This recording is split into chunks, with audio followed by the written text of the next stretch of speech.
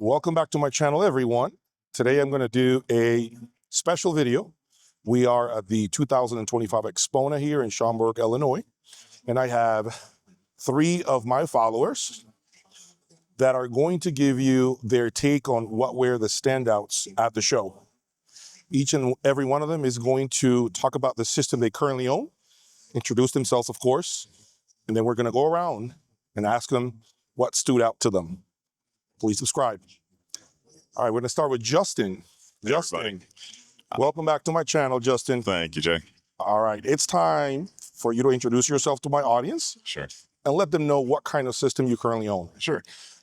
So my name is Justin. I'm from Texas, and I currently own a primarily Aries Surratt system. All of my electronics are Aries Surratt. Streamers, Tyco Extreme. My speakers are Karma Exquisite MIDI 3.0s, and all my cabling is Turnbull audio. Here at the show, I think the 2 systems that really landed with me. Let's start with that. 2 best systems. The most. One was kind of expected to be good, and it was, and which is the Gaia AudioNet system. It performed well, not necessarily any shortcomings. So overall, I'd say that was one of my top 2. Second to that was actually a much smaller system, which was the Broadman Aries Surratt system. I'd never heard the Broadman speakers before. They actually have a side-firing mid-range, which is really interesting. They created a really nice and textural soundstage, lots of body, lots of warmth, pretty fantastic. And then my surprise system. Surprise of the show. Was QSA Audio. QSA Cables had a very, very simple pared down system, which was a pair of YG speakers. Their entry model, $20,000 a pair. And that was paired with a Lingdorf integrated amp, which is about $8,000. So we're talking about under $30,000. And their cabling was from Amazon. Amazon cables. Okay. Amazon cables. Wow. And the setup was fantastic. They had it dialed in. They did some really incredible things, and it kind of showed that there is still a great value proposition in audio for everyone out there. Okay, overall, what's your experience so far at the show? I love it. This is my first time here. The scale is unbelievable. Everyone said make sure you bring comfortable shoes and you get used to being around a lot of people, and they're absolutely right. But it's been really, really fun connecting with a lot of friends here that are at the table today, but also just getting to see all of the wonderful vendors and people associated in the audio world. It's been wonderful. Awesome. Yeah. All right, let's move on to Kaveh. He is another follower of mine. And Kaveh, please tell my audience what system you currently own. Sure. Thanks, Jay. So I have electrostatic speakers, SoundLab, and amplification with AGD amps. And I'm a big fan of analog and sound. And today at the show and yesterday, it's been a lot of fun. A lot of great rooms. A lot of rooms do struggle with bass and such, but everybody here, it shows that everybody has worked really, really hard. And I tip my hat to all the vendors and the manufacturers.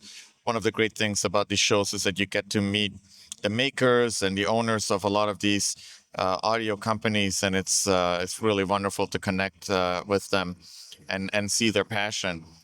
I think that the most impressive room for me has to be the Magico M9s.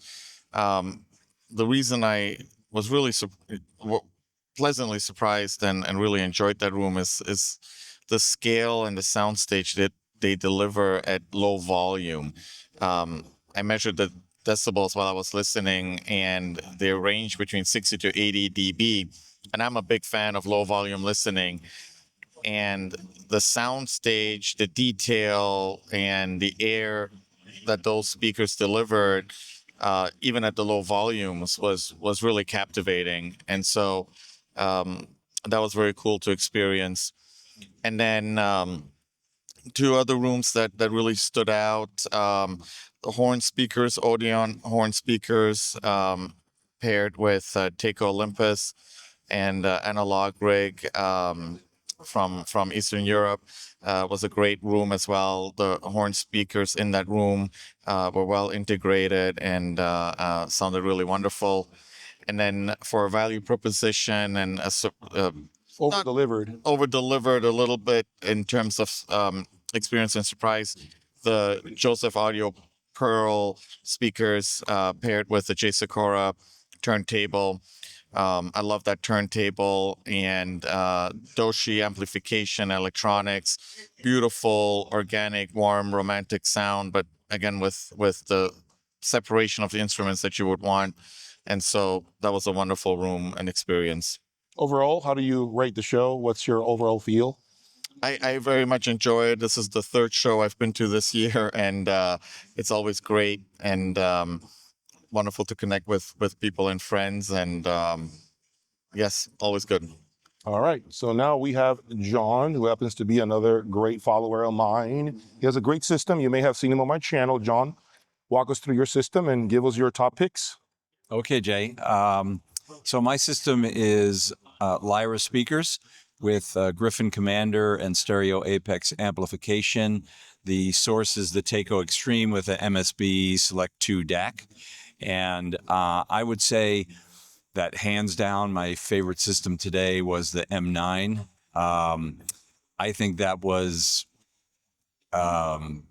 leaps and bounds beyond any other room that was here at the show.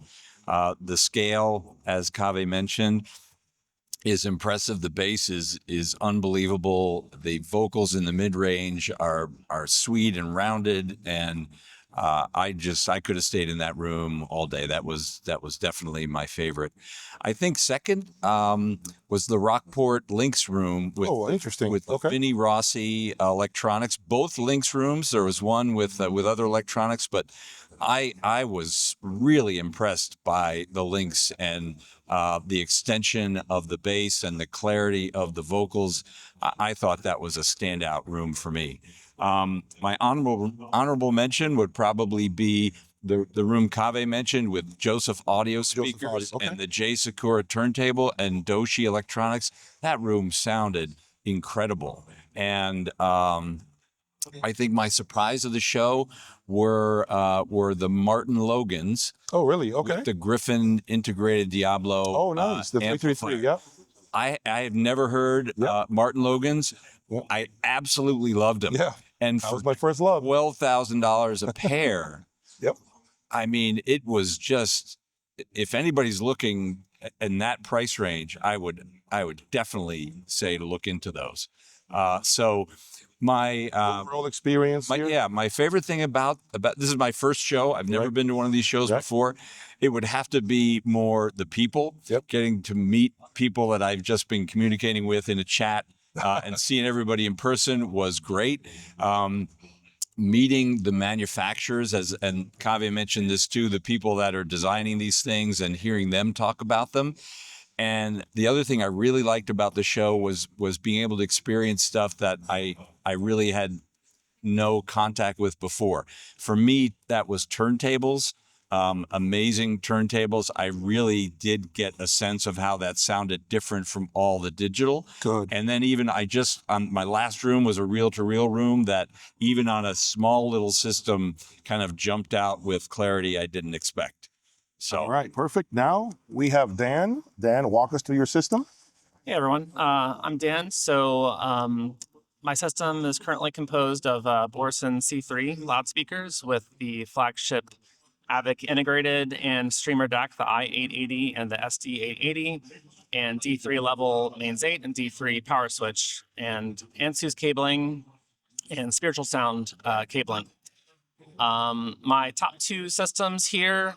First, I'd say I'm a little bit biased, but I have to say the Borson M2, the debut here for that, as well as they have the Borson sub modules. I was particularly impressed with the sub modules. The amount of clarity going down to very, very low frequencies is unmatched. I've never heard anything as fast and articulate and produce so much detail in the bass as what I heard with those speakers. And then those speakers for the entire frequency band are just unparalleled in my opinion. And that's what I go for, is detail and dynamics and so forth. Second system is a little bit different. It's actually the Estalon Diamond XB with the Vetus amplification. the sense of scale in that room is just incredible. I mean, it was huge, and the separation between all the instruments was like looking at it through a magnifying glass. I could see so much into the music with that system. Those are my two favorite. And then the system that delivered the best that I did not expect, that delivered a lot of value, was the MoFi V10.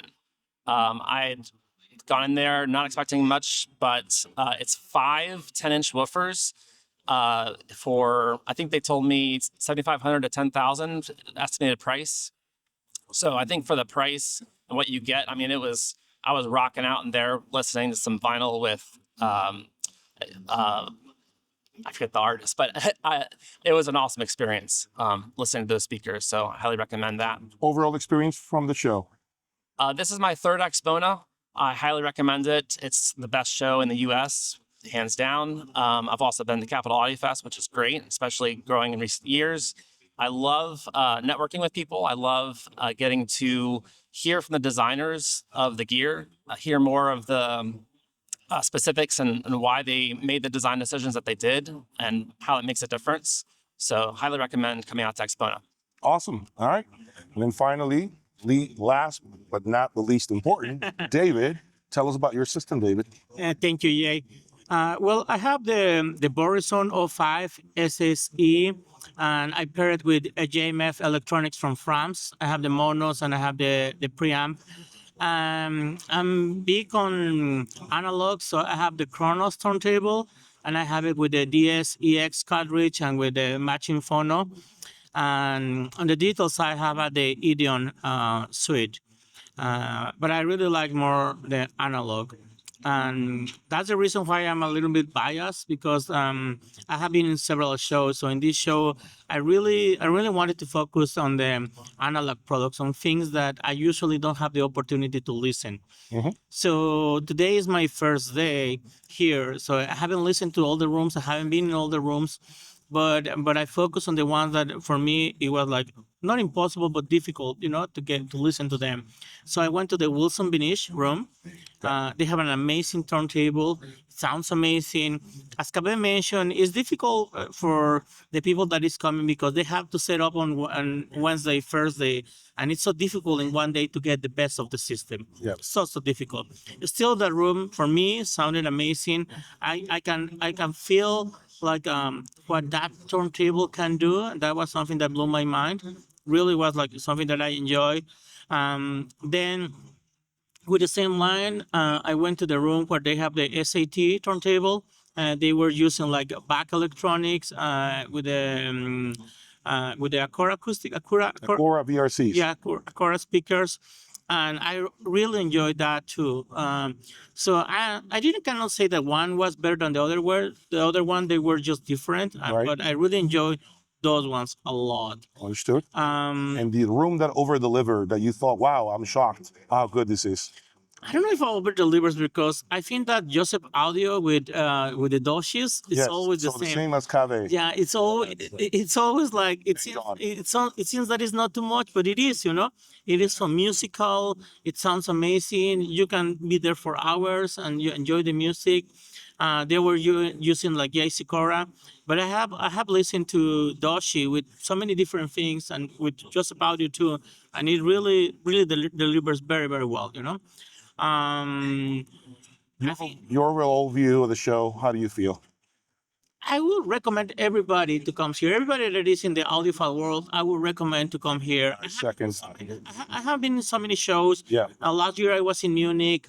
My expectations of this AXPONA was that it's not going to be as big as Munich, and I was totally wrong. It is so big. Everybody is here. Like you really, in some ways, is better. It's difficult to say which one is better, but this one is definitely, obviously, for us that I live in Texas, so for us that are here in the U.S., it's easier to come here.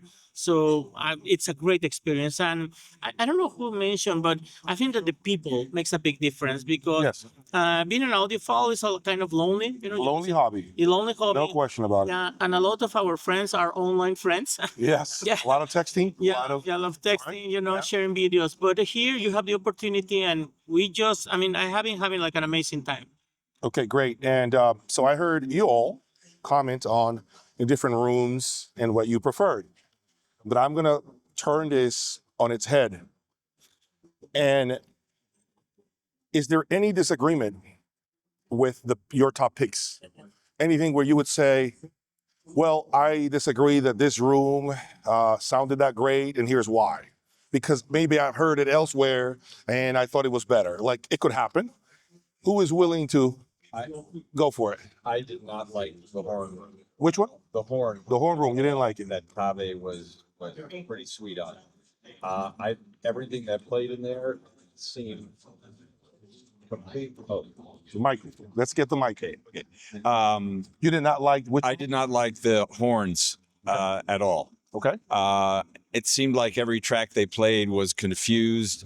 There was no balance particularly between the bass and the other parts of the spectrum. Okay. I didn't listen to any classical music, which I think might have been maybe a more appropriate application for someone who hasn't listened to horns before. Okay. So I would say that would be one thing that I didn't find. And by the way, I want to make sure that I say this. This is not to create controversy. This is just to show how subjective the hobby is.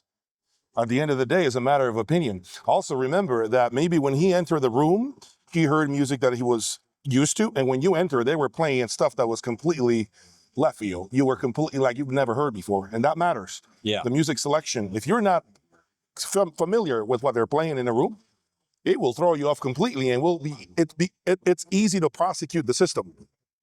Does that make sense? Yeah. So, but I'm interesting that you're saying that. Interesting that you feel that there was a disconnect with how the system was delivering the performance. Yeah. But I have heard horns that I've liked before. So, right. But in terms of this particular room, setup. Yeah. Okay. Anybody else that you may? I know you had some opinions, and this is, by the way, just to show that we all love the hobby, but we can debate in a very healthy way. Go ahead. No, I'm gonna say exactly the opposite. As they were mentioning the rooms, because I haven't been in all these rooms, but it's like things, for example, the Rockport, the links. I know that they're gonna sound well, and then so a lot of the rooms that they mention is like, oh my god, I wanna go to those rooms, or they sound really good too. So I was mostly agree. I just think that we have different tastes, Yep. so you have to understand that if someone like horns or like music, classical music that I don't like or I don't enjoy classical music, then it's a different taste. So you have to understand what everybody's looking for and then try to appreciate from that angle. So no, I was mostly agree with everybody. Okay. Did you have a room that maybe someone selected as their best room and you probably thought different? Oh, this is controversial. No, you can. It's all healthy. It's all a healthy discussion. I did not like the Magico M9. Oh, you didn't? Okay. I did not. I went in there twice. Okay. And so I would need to dial back the bass a ton. Oh, okay. Okay. I like to listen at higher volume levels, but we were literally rattling the room at 60 to 75 dB. Okay. And so I would need to dial that back a lot or put it in a different environment to make it work. I also didn't find that they disappeared in the room, unlike a Borison speaker, for instance, which always disappears. And I also think that in comparison, for example, just saying Borison has a bigger soundstage and more immersive, in my opinion. But again, that has to do with the speakers disappearing. I just feel like the M9, it's too large for me to see it disappear in the room. Okay. Understood. Well, good point. Now we're going to Justin. Justin. Yeah. So again, not to kick a dead horse, but I agree with his opinion on the M9s. It's just there's a tonality to it that just doesn't resonate with me. But we all have subjective taste and things that we like about certain systems, and we're always looking for certain sounds. Even when we come to a place like AXPONA, we're kind of bringing our own subjective opinions with us and applying it to everything that we're seeing. One thing that I did find interesting, though, is the amount of people at this table who the Joseph audio system really resonated with. Yes. So if there's a standout at the show, I think we can kind of concur that might be it. And I didn't mention Joseph Audio only because I've owned Pearls and Pulsars before, and they're fantastic. So I wanted to kind of explore and maybe nominate a different speaker. But it is an incredible system, and that's kind of cool that so many at this table recognize that. All right, let's see. Yeah, and I think if, some of us are more seasoned audiophiles than others. I've been in this hobby more seriously for the past 3, 4 years. And I think to just maybe give advice to people looking into coming to shows, a lot of it is training your ear and kind of figuring out what is the sound signature that you're after. And so, um, and each one of us here, I think, has certain preferences. And the reality is, very few of us will ever have the ultimate perfect system, and there's always a little compromise. And so then you have to decide, well, what are the top three things? Is it realism, instrument separation, bass control? All these things come together, and you have to kind of then learn to hear it and then build your world around it. And that's sometimes where the controversies come from, but ultimately it is subjective and there's no right or wrong. And the music is what it's all about. All right. And John? But it does show how different He people's tastes are, because I came out of the M9 room. I can't imagine how anyone could not think that was the most amazing thing they'd ever. So we have two that are magical M9s and two that are basically saying no, they were not all that impressed. Yeah, it's objective. So yeah, I think that's fascinating. But I did love the Borison room too, especially the addition of the sub, because I've heard the Borisons. Yes, you did. Without the subs. Yes. And I was underwhelmed with the low end. Gotcha. The mid range Understood. and Yeah, the clarity I can and see that. separation I thought was exceptional. Subs is a well addition. It's a really good addition. It's to a the portfolio. fabulous. The I think subs, it's they fabulous were long addition. overdue. Yeah. In my opinion, they should have had subs way back, like 2 years ago. Yeah. So, but I'm glad they listened, and I think now is a matter of incorporating the subs in the system. I think that's an art in itself. You can't just throw them in the corner and give them volume. That's the typical train of thought that we have had throughout the years. So just buying subs, JL Audio, throw them in the back of the room and add volume, and you're done, right? But it's more than that. Everyone is always thinking about subs in terms of just adding more bass, but we have all come to the agreement that they add more than bass. There's so much more. So, but it's interesting to me that if Borison kind of acknowledges that they need a sub, would they consider designing a speaker that addressed that without? I think maybe in the beginning stages, they didn't have a plan. For example, maybe right now, the whole phono stage that you guys have seen, they didn't probably have a plan, but they saw an opportunity throughout time that it's, turned to vinyl in general is really making a huge splash. I can tell you there are other brands I can think off the top of my head. Maybe I'll give you some ideas that initially they didn't have X product and eventually was added. So I know there are brands like that. They wouldn't be the only one, but it's a good point. Well, I own Borison, so I am into Borison, and I can tell that they're Danish, so they have this design that is very Scandinavian. Right. And a lot of brands use it because they don't have as much space as we have here in the States or Yes. different people have around the world. So everything has to be smaller or Compact. slimmer.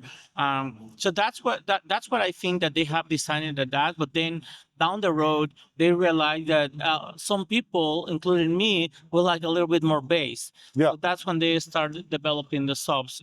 Same as Well, and also let's not overlook at the fact of how important the room is. Not everyone has a room that's going to work perfectly.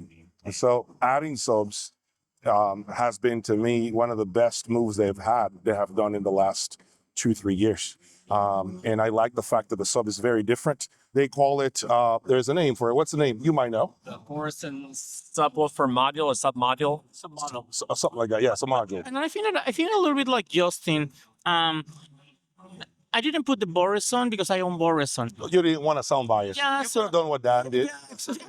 Dan could have just I could. said, I'm biased. I will be honest. But I- Nothing wrong with it. Nothing wrong with it.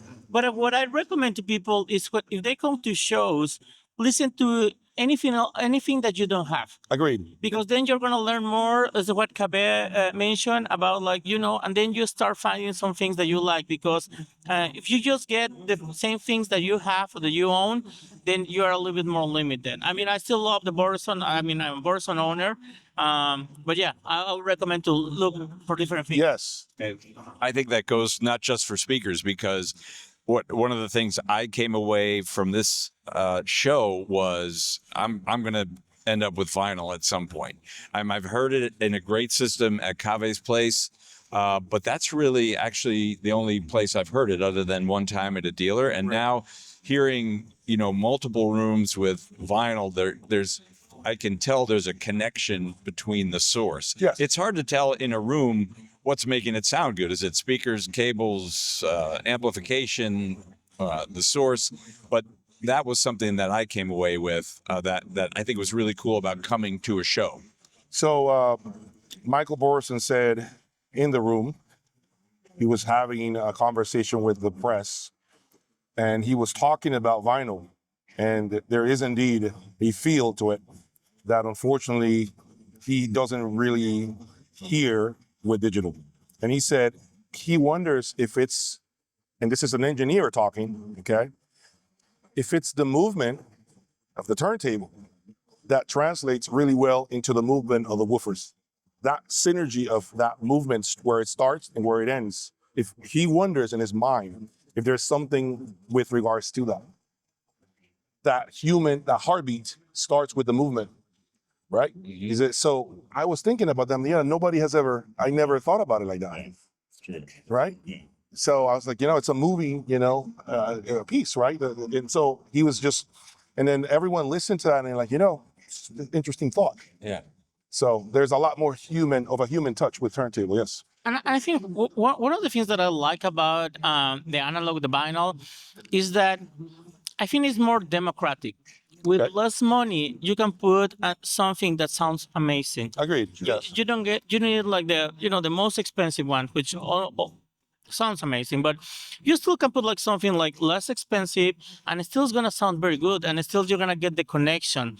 And I think with digital, it's more difficult. There's an amazing things. There is the Tyco, or the Wadax of the world, or those kind of brands. Yes, absolutely. But it's more difficult with the cheapers to make sounds amazing. And with the turntable, it's not the case. You can put like something really simple, and it still is gonna sound good. Yep.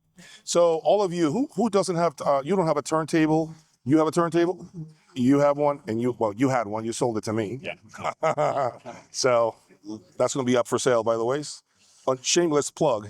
But anyway, any last thoughts from anyone? Anything you may want to say with regards to the experience or anything? I'll just say I also agree with the Joseph Audio comments. Always a solid room. Also, Rockport Links, awesome system, blew me away. And then the Acora always sound amazing as well. All right. I'll just put in a plug for a little bit the more esoteric speakers. When people come to the shows, I know the focus often is to go to the big guns, the Chronosonic, the Stenheim, the Magico M9, but there's so many hidden gems. Panel speakers are phenomenal. I'm a big fan of Electrostat, SoundLab, for example. And then there's some horns that are very unique, loaded horns that are, again, very interesting. So just explore, because you may discover a sound signature that you didn't even know about, that you may fall in love with, and often at lower prices than the big guns. So there's a lot of hidden gems. And so that's part of this audio journey. We often get caught up with the big boys, but there's a lot of great sound in different speaker systems. Great. Just want to add, I think that I would recommend this to all of your viewers out there. If wherever you are in the country, there's an audio show that's probably within a couple hours of you at some point during the year. The best part about an audio show is not necessarily finding a product you're necessarily going to fall in love with and buy. It's to further sharpen and craft your own subjective opinion and your own listening tastes.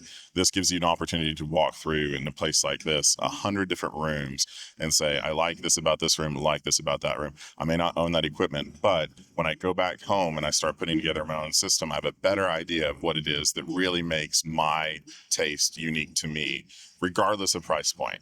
So if you come here and you see the M9 room, it's a $2 million room, and you love it, take away the things from it that you really, really like. And if you're putting together a $5,000 system, okay, it was the bass response, it was the openness, the airiness. It's all of those characteristics that you want to incorporate into your system at whatever price point you're working at.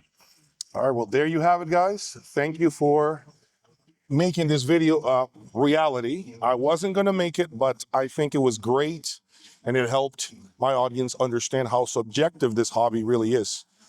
They all have a great system, but different opinions. And I think that ultimately I go back to what Justin just said, find what checks your boxes. Understand what is it that you're looking for. A show is really, really helpful because you're going to find a collection of brands, and hopefully you can go down a list and understand what is it that you're looking for. If you have no idea what you're looking for, it's going to be a tough journey, but shows are a really good starting point, and hopefully this leads to a phone call to a dealer and do much more control environment listening session, right? Much more of a focused listening session. Just one more thing. It's kind of the 180 of what Justin said, which was you find out what you like and look for that. But I also found out very quickly what I didn't like. Yep, that too. There were rooms I walked in that will come. in 15 seconds, I knew that was not the sound for me. That's good. So It's all that's always helpful. for good and bad, right? It's going to help either way. Thank you for your support. Thank you for your time, guys. Do not forget to subscribe. Peace.